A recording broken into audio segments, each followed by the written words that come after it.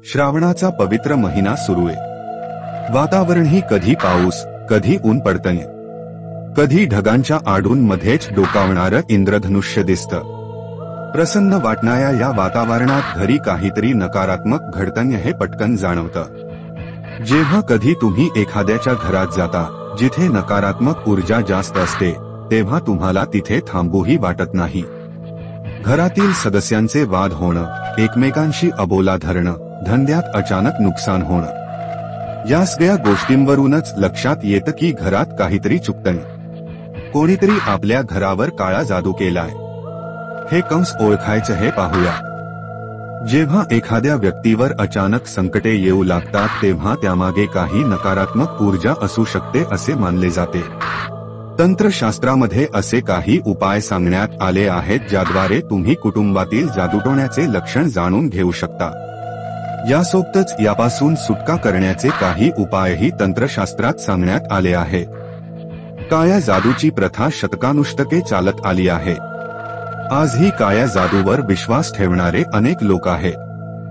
काळी जादू ही गुप्त पद्धतीने केली जाणारी एक कला आहे, जी सहसा एखाद्याला नियंत्रित करण्यासाठी किंवा शत्रूवर विजय मिळवण्यासाठी वापरली जाते।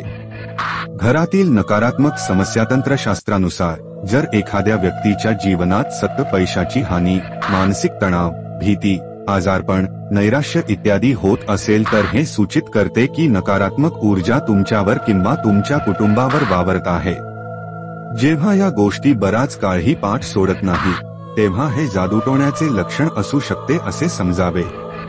तुळशीचे रोप वाळते घरात अचानक नकारात्मकता वाढल्यामुळे अनेक प्रकारच्या समस्या व्यक्तीला घेरतात। घरात लावलेले तुळशीचे रोप अचानक सुकायला लागते तेव्हा वास्तू दोष आणि नकारात्मक ऊर्जा घरात राहते असे मानले जाते। घराच्या अंगणात मेलेला पक्षी पडणे हा देखील जादूटोण्याचा प्रभाव असू शकतो।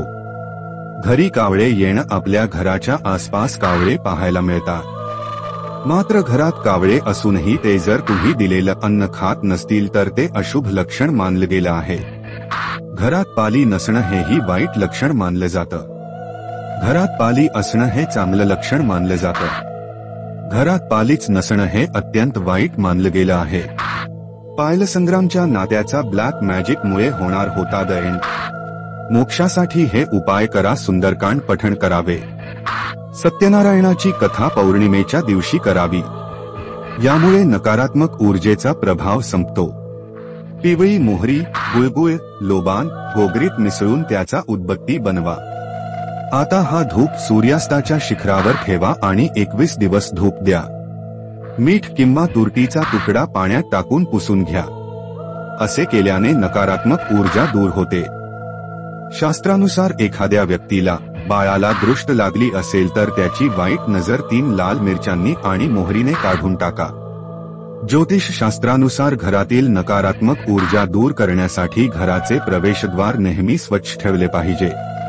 शास्त्रानुसार घर पुसताना पाण्यात सेंधव मीठ वापरावे। असे म्हटले जाते की यामुळे घरातील नकारात्मक ऊर्जा दूर होते। मिठाचा उपाय ज्योतिषशास्त्रानुसार लाल कपड्यात 1.25 किलो मीठ बांधा। ते स्वयंपाकघरात एका कोपऱ्यात ठेवा। हे मीठ बाहेरच्या लोकांना दिसणार नाही म्हणून कोपऱ्यात ठेवा। असे केल्याने घरात सकारात्मक ऊर्जा येते। घरांवर लिंबू फिरवणे ही अंधश्रद्धा आहे। लिंबू फिरवून कोणाचं काहीही होत नाही। ही अंधश्रद्धा आहे। ही वाईट माणसांची घाणेरडी वृत्ती आहे।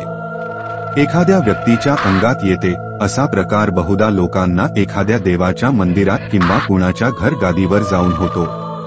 प्रामुख्याने माणसे 2 प्रकारची असतात। पहिली म्हणजे जे लोक देवाकडे आपले मत स्पष्टपणे मांडतात किंवा काही मागून घेतात। दुसरी म्हणजे ज्यांना बोलायचे खूप असते पण शब्द फुटत नाही।